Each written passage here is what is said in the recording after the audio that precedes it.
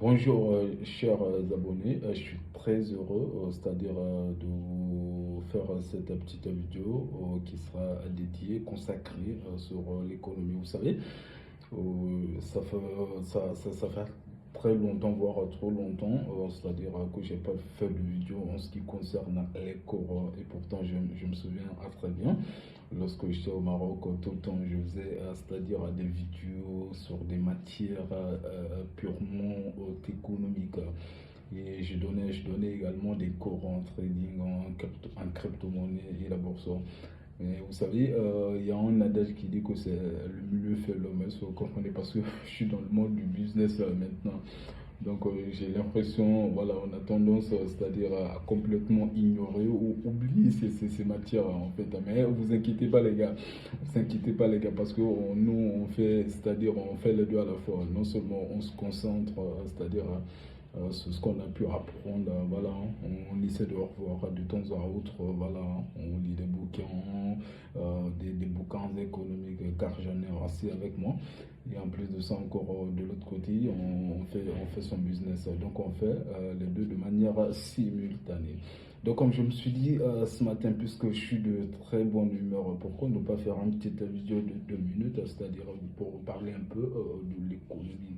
Vous savez, l'économie, les gars, je vous incite à choisir, c'est-à-dire opter pour cette branche, car l'économie, un économiste, c'est-à-dire l'économie, c'est une matière qui est fondamentale, c'est-à-dire qui est fondamentale pour le développement, c'est-à-dire d'un pays. Parce que vous savez, la plupart des économistes et la plupart des gens économistes qui ont eu à gérer leur pays, voilà, le gérer de manière très bien parce qu'ils savent, ils connaissent le terrain. Ils le savent parce que l'économie c'est quelque chose de concret. En fait, tout ce que tu apprends, c'est-à-dire à l'école, voilà, une fois voilà, sur le terrain, tu seras forcément obligé, c'est-à-dire de pratiquer, de la pratiquer cette matière. C'est ce qui fait la fierté, c'est-à-dire la beauté de cette matière, de cette option. Voyez-vous, d'ailleurs, Malenvo, l'économiste, le philosophe Edmond Malenvo définissait d'ailleurs l'économie comme étant la science qui étudie comment les ressources rares sont employées pour la satisfaction des besoins des hommes vivant en société.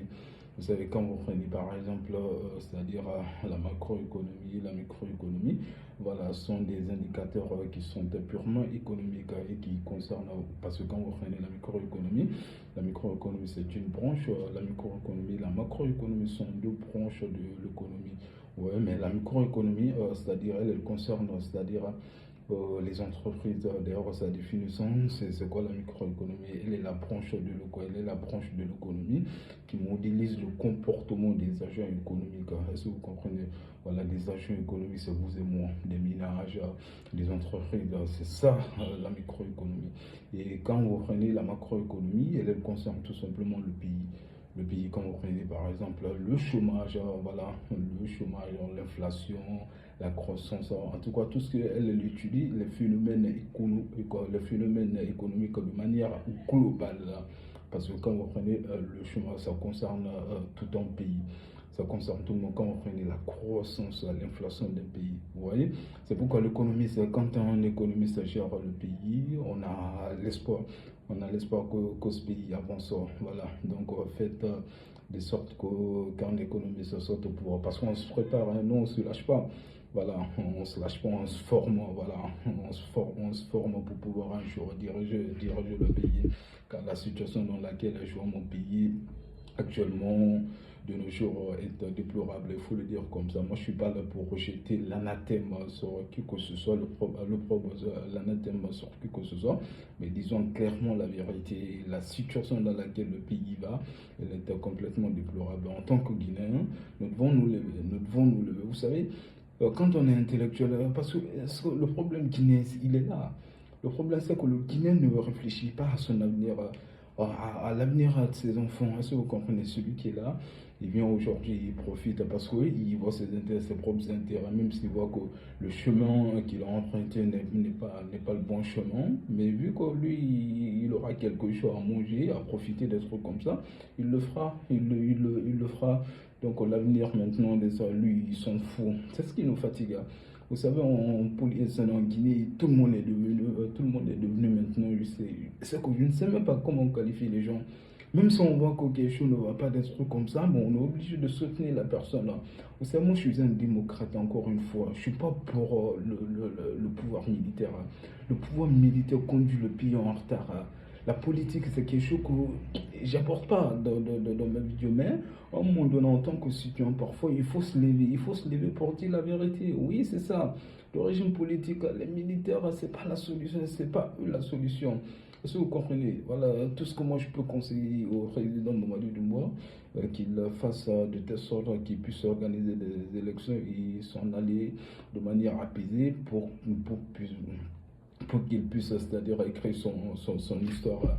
C'est le plus important, c'est tout ce qu'il peut faire, hein. Il ne faudrait pas qu'il ait à l'idée, voilà, pour régler notre mandat, des trucs comme ça. Vous savez, c'est le peuple guinéen qui trompe même les dirigeants. Moi, je ne jette pas l'anathème à la faute aux dirigeants guinéens, c'est pas eux. C'est pas eux, c'est le peuple, hein. C'est le peuple. Parce que quand vous avez affaire, je m'excuse du terme, quand vous avez affaire à un peuple analphabète, hein, qui ne sait pas ce qu'il veut pour ses enfants, pour le bien de ses enfants, des trucs comme ça, il fait n'importe quoi. Vous voyez le Sénégal. Le Sénégal, là, c'était un exemple à suivre, un modèle de démocratie à suivre. Le peuple, Macky Sall, à un moment donné, a voulu, c'est-à-dire un troisième mandat, mais le peuple ne lui avait pas donné cette opportunité, cette aubaine-là. Abdoulaye Wade aussi a voulu également faire la même chose, mais le peuple sénégalais, c'est un peuple, vous voyez, qui sait se battre, hein, qui veut construire, c'est-à-dire l'avenir de son peuple. Pourquoi ne pas s'inspirer de ce brave, de cette brave population sénégalaise?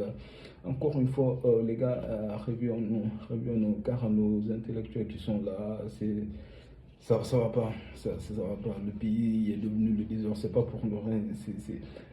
Tous les jours, c'est les catastrophes qui s'abattent sur le pays. Tant aussi, c'est pas les inondations, c'est les éboulements, c'est ceci, cela, c'est cela. On comprend plus quoi, on comprend plus, tout le monde est confus dans la tête, là. Les gars, réveillons-nous, voilà, réveillons-nous, prenons notre destin en main, car c'est l'avenir du pays qui est en jeu comme ça. Voilà, vous savez, moi je le dis encore, moi je suis un intellectuel, je vois le côté positif, ce qui est bon pour le pays. Voilà, moi je vois pas comme mon intérêt. Je vois pas comme mon intérêt. La politique, c'est pas ça la politique. Les gens disent de la politique, c'est que les gens ont donné une définition à la politique qui est contraire à la vraie définition de la politique. La vraie définition de la politique, c'est l'art de gouverner un pays. On sait qu'on ne défend pas quelqu'un, on ne rentre pas en politique dans le but de défendre ses propres intérêts. C'est pas ça la conception, l'idée même de la politique, c'est ça. C'est pas ça. On rentre en politique, c'est parce qu'on est animé par une certaine conviction. On a des convictions, on a des projets pour le pays. C'est comme ça qu'on peut construire le pays. Aujourd'hui, les gens rentrent en politique, oui, dans le but, c'est-à-dire de défendre leurs propres intérêts. Quand vous prenez des macanères comme ça, des gens qui ne savent même plus quoi faire, aujourd'hui, on est là de mon nez de l'autre côté. C'est pas ça la politique, encore une fois, les gars. Défendre l'intérêt du pays, c'est le plus important. Défendre l'intérêt du pays, c'est le plus important. On veut que le pays aille de l'avant. On veut que la Guinée aille de l'avant. On veut que voilà, les gens puissent s'épanouir. Mais tout le temps, tous les jours, c'est que des problèmes, encore une fois, les gars, réveillons-nous. Voilà, moi, j'ai pas l'habitude de parler de la politique sur ma chaîne, voilà, sur sur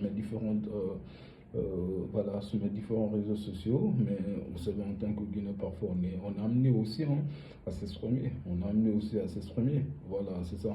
Donc, les gars, je vais m'arrêter ici. Je pense que j'en ai trop dit, j'en ai beaucoup parlé là-dessus.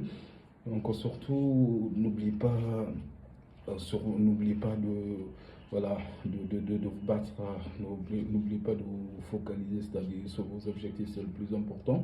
Donc pour moi, on se dira la semaine prochaine pour une nouvelle vidéo. Surtout prenez soin de vous. Merci, au revoir.